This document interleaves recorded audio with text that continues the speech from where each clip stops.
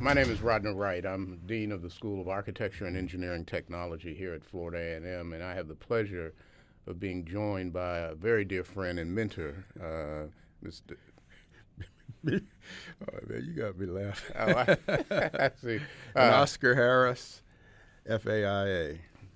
Oscar, it's really a pleasure to have you here. We go back a long ways. We're both natives of Pittsburgh, and I believe that I met you in back when I was a sophomore in college, and I was told because of our family interconnections.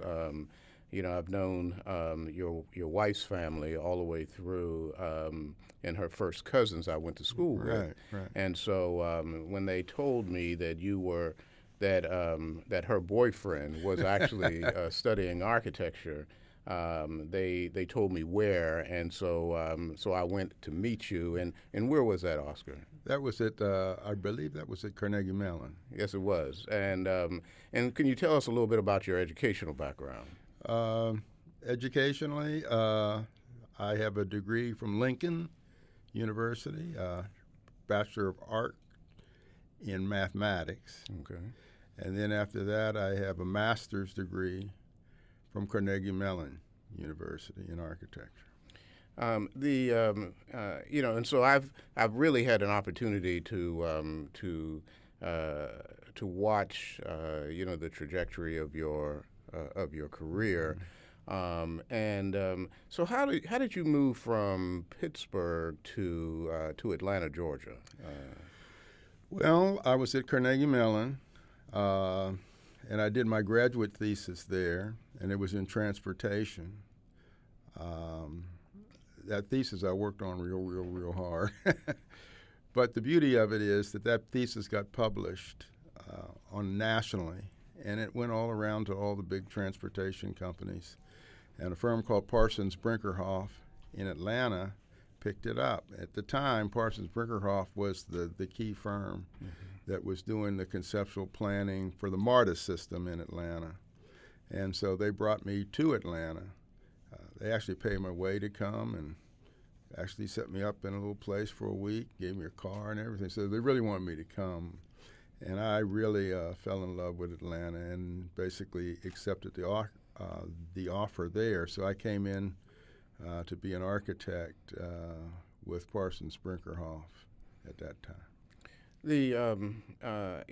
It's interesting because I recall coming to Atlanta during the early stages of the planning for MARTA, as well as I believe at the same time they were planning the airport. Right. And can you sort of tell us a little bit about the dynamics that occurred, and then how that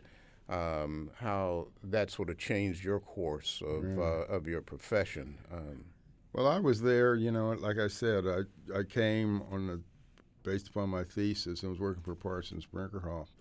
But Atlanta was really in great change. The dynamics were there. They had young people, especially they had African Americans in strong positions. One of the key people, of course, is Maynard Jackson. Maynard Jackson became the mayor. So this really changed a lot of the opportunities that afforded African Americans. So I was really there at the right time, at the right spot, I guess would be the thing.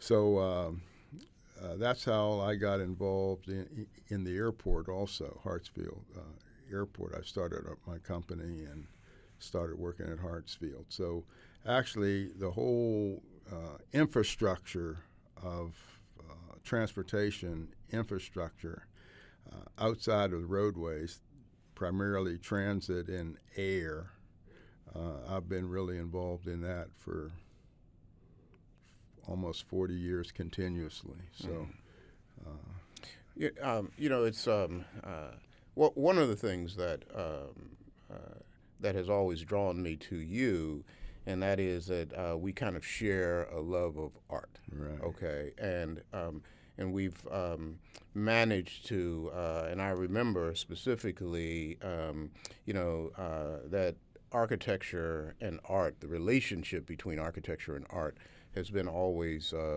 important to you, and obviously has been very important to me.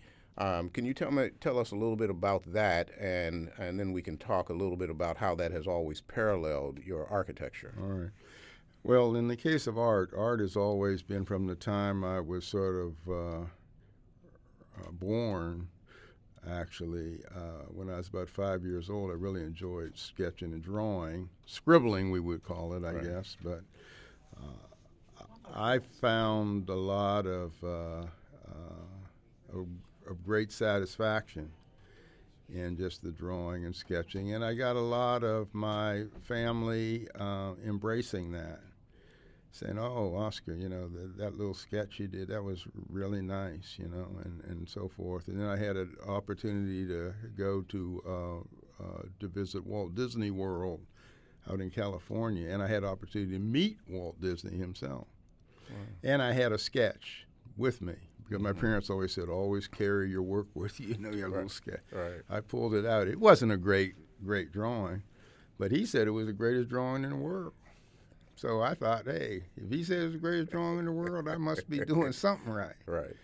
So that whole thing about drawing and then building things and soapboxes, you build soapboxes and model airplanes. So this whole idea of constructing things in my hands and fingers, and then in grade school and other schools, high school, I was in the shop area. They had shops there, and I did very well in shop. Mm-hmm. So this whole thing about creating and building and drawing and sketching was really put in my life early. So I just continued with it.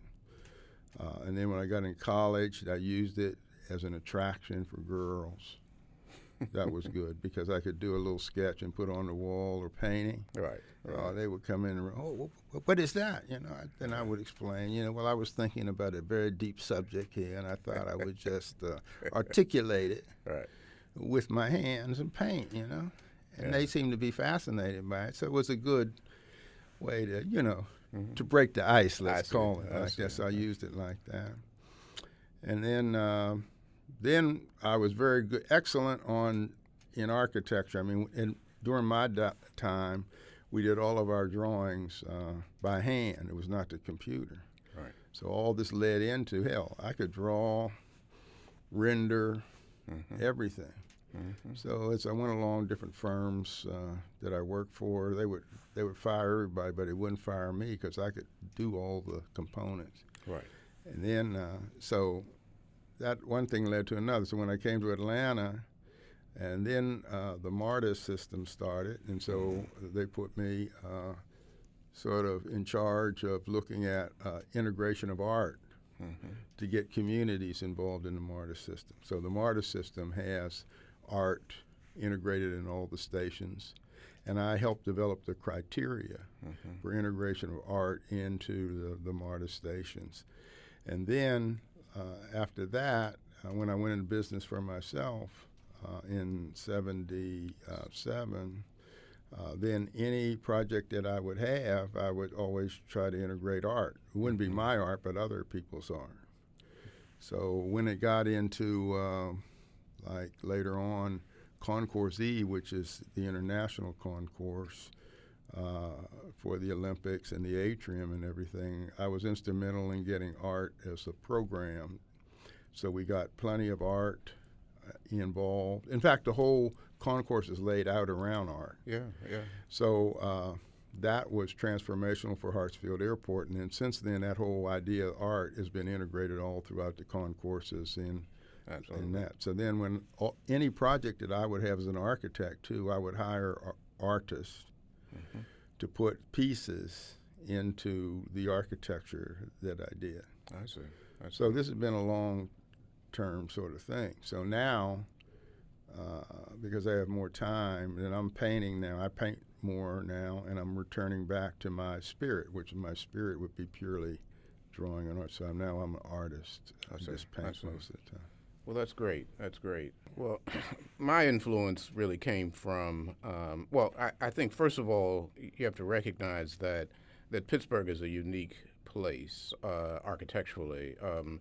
it is, because of the amount of corporate headquarters that were actually based there, and the emphasis, the importance that they placed on the industrialists placed on architecture, on the infrastructure, culture, etc. I mean, I used to go to a museum, the Carnegie Museum, and see Van Gogh and all of the masters on field trips, and the very same exhibits that would travel to New York and California were actually in Pittsburgh. And so the whole emphasis of architecture and art and the creativity side was there. Of course, music was very much a part of the culture of the city as well. And so we were always encouraged that way to pursue that. And so you could see through your own experiences, the quality of the environment that really led to the inspiration. That is for me. That is along with, of course, the family support. Well, Rodner Wright, of course, being a Harvard grad in architecture, African American, he's what I call, top flight.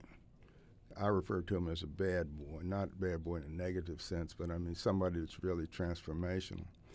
And Rodner has done tremendous impact into the profession of architecture and working with young people. Now, he's worked with young people on a big scale. Well, I've worked with young people on a small scale, but his work started, I think he left from Harvard and he came to the University of Mississippi, worked there, and then he's come to FAMU. And at FAMU, he's been transformational here in touching the lives and creativity of young people that really want to do something in their lives.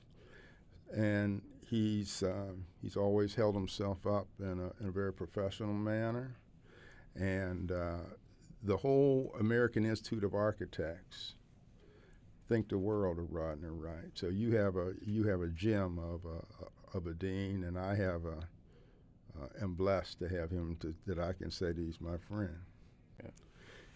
I guess for me, growing up in Pittsburgh, I lived up on a place called the Hill, which is, well, they call it the Hill, but at the top of the hill we call it Sugar Top.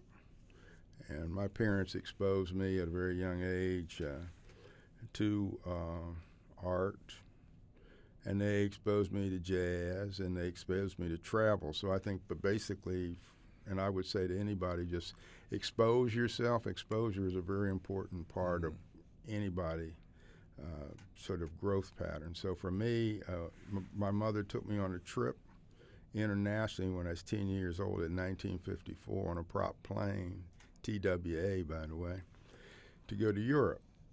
So at 10 years old, I went to Europe. I visited the Louvre in Paris. I went to Switzerland. I went to Germany. I went all around, and she brought me back. So as I grew and developed, when I went to school, I told my parents at first I want to be a painter and a filmmaker. And so she said, no, look, art and everything, please don't be an artist, just purely artist, because you'll starve to death. We appreciate that you like art, but So then you asked me how I got involved in architecture. Well, I got involved in architecture because that was a way in which I could do, I thought, the artistic thing, and at least I could get a job, because architecture was sort of, you have to build things, so architecture sort of fit. So that's how I got involved in what you call the conduit into architecture. Really, it was because my mother said, look, go and find a job where they're going to hire you. You can work from 8 to 5, and they're going to pay you, and then you can come home and be with your family. I can hear her right now speaking to me now. And these are entrepreneurial people. My mother's entrepreneur. She said, just do that. Well, no, I didn't follow exactly what she said. I said, I think I can do a lot better than that. Mm-hmm. So. Yeah. We'll be back after the break. Hi, I'm Jockfell Lawson, inviting you to catch FAMUNow on Sirius XM Channel 142 every Wednesday at 4 o'clock p.m. And in case you miss it, FAMUNow re-airs every Friday at 9:30 a.m. and on Mondays at 3 o'clock p.m. For FAMUNow, I'm Navael Fontus, and with me right now, I have the pleasure of speaking to the Master Architect, Mr. Oscar Harris, who has worked on many, many designs, including the MARTA train system at Atlanta, Georgia. Mr. Oscar Harris, thank you so much for being here. Thank you very much for the opportunity. Okay, firstly, Mr. Harris, can you speak about the MARTA train system and what exactly that is? And I believe that that's your main thing that you worked on that you feel is the most confident for you. Well, the MARTA system is the transit system in the city of Atlanta. It's the major mass transit system. It's a rail system that was put into the city of Atlanta when I came there. Well, I did the initial design and planning for that sort of MARTA system at that particular time. And that connects into Hartsfield International Airport. And Hartsfield International Airport, I've worked on Hartsfield, and my most prominent project would be Hartsfield, actually, and MARTA is connected to it. But both of them make the whole transit infrastructure for the city of Atlanta. So that's primarily one of my key two projects. Okay, can you speak briefly about your role in the 1996 Olympics and its design? In 1996, of course, that was the Centennial Olympics, 100 years of the Olympics, and it came to the city of Atlanta. And I was a practicing architect. I had my firm, Turner Associates was the name of the firm. And so we applied for various commissions. So I was fortunate to be selected for the field hockey stadium and was selected to design that stadium, which I did complete in a successful manner. I also was hired to do a Concourse E, which was the main concourse at the airport. This is where the whole world would come. We call it the front door to the world for Atlanta. So in that complex, I designed as the prime architect. And in that terminal, we put in a lot of African-American art that's since transformed the whole airport. So those two projects. And then another project would be Centennial Olympic Park. This was a major park that was put in the downtown for the Olympics. I helped design the layout of that park and also the light towers that are now the symbolic symbol for the city of Atlanta. Wow. In addition, I did the look of the games, what they call the look. And they said, what is the look? Well, the look is the graphics. I managed the concept to come up with the whole look that went all the way around the world, which was the quilt of leaf pattern and the quilt pattern. This quilt pattern took a lot of work. I had about 4 or 5 firms that worked with me, but I was what they call the manager of creativity on that project. That's amazing. It's funny you should mention that because I was literally in the Atlanta airport just about a month ago. Oh, really? And that was my first time there. And the thing that, I most definitely remember vividly is just so many African artwork that would be on the walls and hanging as I was walking. That's just crazy that, to be sitting with somebody right now who, Well, the key thing here is when you get in position, and that's a whole different story. We can have a long talk about this. But when you're in position that you are in control, then you can help dictate what comes to it. Right. But when you're not in control, then you don't. So I'm a person, I like to be in control. I like to be, I like to be called the man. The man. Okay. So out of that project and the Olympic project and the MARTA train system, what are you most proud of? Which work of yours are you most proud of? I think the most important part of work that, and I've done, by the way, about $3.5 billion in the ground, completed. Wow. $3.5 billion. And I planned and managed another about 5.4 billion. Okay, so I've done a lot of projects, hundreds of projects, from courthouses to parks to schools to everything. But I think the most important project to me is Hartsfield International Airport, because at Hartsfield International Airport, I designed the first international concourse. Then I designed Concourse E. Now this is as prime. Yeah. I'm not a consultant. I'm just prime. In other words, I'm the man. I'm the man. So prime. That's the biggest international concourse in North America. That's amazing. Concourse E. Then I did the atrium, which is in the center, which has a big skylight and a clock tower, which we designed that. And then I did the master plan. Now this is the master plan for the whole airport. That was done in year 2000.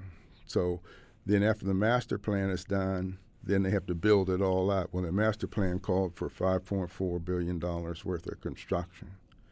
So after that, I was the program manager and managed the whole implementation of the $5.4 billion in a joint venture called International Aviation Consultants, which I then hired another 100-some people. So I had about 100 people in my office and 100 people in the joint ventures. That's amazing. So the impact to the community and the impact of all those checks every two weeks for payroll.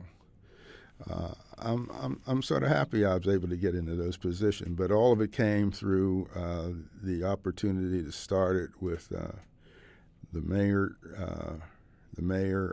Maynard Jackson. That's amazing. That's amazing to think about. Out of all those different projects, it's just one that you feel most proud of, just because of the impact it's had on the city and where it started. Yeah, just from. the one would be, I think, is when we get down to one specific, would be the atrium at the airport, because it's in a circle. It has no corners. It's circle and has a big skylight to bring natural light in, and all the people that go through the airport have to pass through it. Right. So it's not like being an architect where nobody ever sees it. They're all passing through it. The world passes through. That's amazing.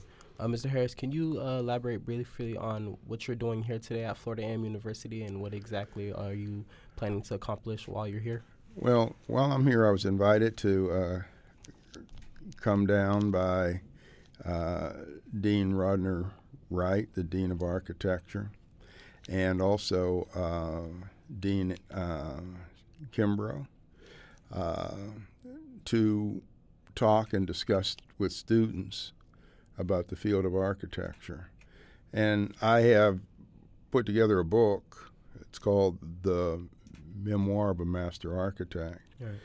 And in here, I share a lot of the things that I've learned over the years. So why I came down was to give a presentation to the students here, both the freshmen and also senior and graduate students, on the field of architecture. Okay. And what I've learned as far as being a businessman also. So with all this success, I know it didn't come overnight, and I know it didn't come easy. Can you explain to me your philosophy on challenges and overcoming obstacles? Good. This is a very important thing, that in life, you are always going to have challenges. That's what being alive is all about. You have little ones and you have big ones. And they continuously keep coming to you. The philosophy is you have to go directly to your challenges. Don't be afraid, but just go right at them, and eventually you'll get stronger. Each challenge is there for you to get stronger. Right. So don't look at challenges as bad. Challenges are not bad. Challenges are good. It's like going, and when you go to lift a weight, right, you work out. It's a challenge, lifting up, 50 pounds. But after you lift those 50, then you can lift 100, right, you can lift 150.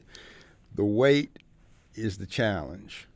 So challenges are sort of like that. You have to look at them like that. Right. And the first time you have a big challenge, don't run away from a problem. If you run away from a problem, the problem will get bigger and the problem will come and get you. Absolutely. If you have a problem, you go and address the problem. Straight to the person or whoever it is, you go right to it automatically. If you are responsible and you've made a mistake or you're in error, then fess up to it right quick and say, yes, I did make this error. I'm sorry, it won't happen again. I'll make restitution or whatever. Right. Always do unto others as you wish to be done unto. It's very simple. You don't need to think about it. Just, you have a situation, do unto others as you wish to be done unto. Now, could you say the same thing for working under pressure? Yeah, it's the same thing. Pressure is the same thing. Fear will help you grow. I have found in my career when I was in fear or fearful of a situation and fearful, like I was fearful a lot of times. I ran fear all the time, but it made me run faster, you know. So when you're fearful of something, you can really run. Like you have a bear chasing you, you're going to excuse the pun, but you're going to haul, you know. So it makes you run faster. Right. So it shouldn't be, don't be worried about fear, and don't be worried about if you make mistakes. Mistakes are places you grow from. If you don't make any mistakes, you can't grow. So I've made a lot of mistakes, so you grow from there. That's amazing. That's definitely something worth keeping in mind as, as students, we, going over obstacles daily in college. So that's definitely something to be mindful but of. Obstacles are there for you. That's not a bad thing. Absolutely. You should be hugging your obstacles. Right. So, Mr. Oscar Harris, can you briefly speak about architecture? What is architecture to you? What about it has always, is it something that you've been loving since you were little? Is it something as you grew older? Yeah. Well, I told you I was young and I always liked to draw, so building things was important. And then when my mother took me to Europe when I was 10, and I went and visited the Louvre, and when you go to Paris and you see all those buildings and everything, you learn a very important thing. Art and architecture are your symbols of civilization. Art and architecture are your symbols of civilization. Important. If you are not building them and designing them and owning them, then you don't exist. Now, African Americans need to definitely learn about that. All right. Because we don't seem to understand that. But when you travel and you go on a trip, what are you going to go look at? You're going to look at architecture. You don't go look at how somebody danced, whether they read a certain poem or whether they sang a certain song. You're going to look at architecture. So I wanted to be involved while I'm here on this earth. I wanted to matter, and I wanted to design spaces and places and buildings of civilization. And I'm fortunate that I've been able to do that. It's amazing. Can you, for our listeners who are younger college students or in high school or anything like that, what advice can you give them about going through highs and lows in life and maintaining and staying through? Well, highs and lows in life, you're going to constantly have highs and lows in life. So you're just being introduced to the first sort of the wave. When you go to the sea and you go to the ocean and you stand there and you watch the waves, when you're near the shore, the waves go up and down a little bit. But as you go out further and further, they get bigger. Right. Well, that's the way, and life is like that. You're going to have to get out there. You can't stay on the land. You got to get out in there. So it's going to constantly go up and down. So when you're in a down situation, the thing I always do is I go to my blessings. And my blessings are all around me all the time. I don't care how bad it is. Hey, my fingers are working. I can see. I can talk. My arms are working. Absolutely. because there's many more people in worse condition than you are that can't walk, that can't talk, and can't see. That's right. So you have a blessing right there. So you start counting your blessings, and you be thankful for the blessings that you have, and all of a sudden this problem or this issue, you'll see it'll start to sort of go away. It'll start to dissipate. But if you're not thankful for the blessings that you already have been bestowed upon you, then guess what? You're not going to get too many more blessings. That's right. It's the way it works. So that's how it goes. So, and then when you're on the high side of things, you should still be thankful. And be thankful for people that are around you. You're surrounded by, when I was growing up, I had a lot stronger community. Right. I think the community was a lot stronger. I had older people that were always telling me, you're going to do this or you're going to do that and keep working hard and all this sort of stuff. But today, the community has sort of dissipated somewhat. Right. So now, what you need to do is I'm not saying you, but I'm just saying what young people need to do, you need to reach out.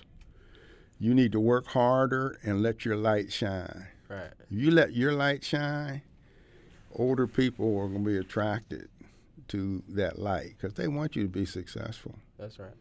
But if you don't let your light shine and you're walking around with those earphones on and clicking on that computer and you're like blocking out people, you're going to be alone by yourself. And all you're going to have is that phone. And that earphones and your phone, that's not a place you want to be. You need coaches.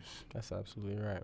And the coaches don't come in electronic thing. They come from human beings. So younger people need to put their phones down and look around, smell the roses, sit down at a dinner, sit down at a meal, put down the phone, turn it off, and listen and talk to people. That's right. Face to face, and you'll learn a lot. My last question to you, Mr. Harris, can you speak about the book that you and Dean Kimbrough co-wrote? Can you elaborate about that briefly? Is this a book, for more so for young students? This book I put together, it took me about 6 years to put it together. It was written by myself and Dean Ann Kimbrough, which is the dean here at FAMU. And it's the reason why I wrote the book was not to do any pounding on my back and say, hey, I wrote this book. I'm just trying to share with young people some of the things that we've been talking about because I want you all to be successful. I don't want you to be taken advantage of. I want you to learn from the things. So I have about my early years, how I faced realities of life, what I learned about realities of life, and what you can learn from it. Discovering my strengths, that's a chapter which deals with I had to discover my strengths.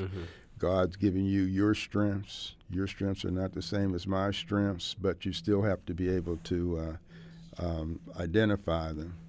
And then how I took the path less chosen, which is started my own sort of firm. Right. A lot of people don't want to start their own firm, but I jumped out and what you got to have in order to make that happen. And then another chapter is my heart is in my work. I never work a day in my life. I don't work. People say, I'm going to work. I'm not working. I'm having fun. I'm having fun being here. And then the next chapter is me as an artist, which is my soulful, what my real spirit is. And then I have reflections on business. And it's all in here, and it's a colored book. It's not like normal books. It's written, so it has lots of pictures in it. It's easy writing. Everybody's gotten this book has really gotten very, very, I've gotten good accolades reviews. On the book. I've had nobody say they didn't like the book. That's good to hear. So I did it because of history, historically, and I want to inspire others. I don't make really money on this book. I'm just trying to share. Right. Mr. Harris, I want to thank you so much for being here with us right now on FAMUNow. Very wise, very insightful words from a creative man. For Navael Fontus, this is FAMUNow, SIRIUS XM channel 142 HBC.